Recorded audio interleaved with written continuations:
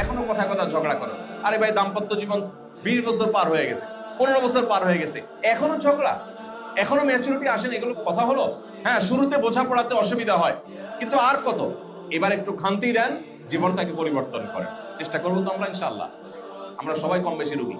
বাহিরে মানুষ ফেরেশতা জানে, ঘরের লোক জানে আমার অবস্থা কি, আমার আচরণ কি। রাগ উঠলে, চান্দি গরম হলে মুখ দিয়ে কি বাইর হয়, আচরণ কি হয়, এটা মানুষ জানে না। মানুষ দেখে আমি আফত মৎস কি ফেরেশতা, আমাকে চিনে আমার ওয়াইফ, আমার বাচ্চা কাচ্চা, আমার ছেলে মেয়ে। এই জন্য আপনার ছেলে মেয়ে যেন বলতে পারে আমার বাবার মতো মানুষ হয় না।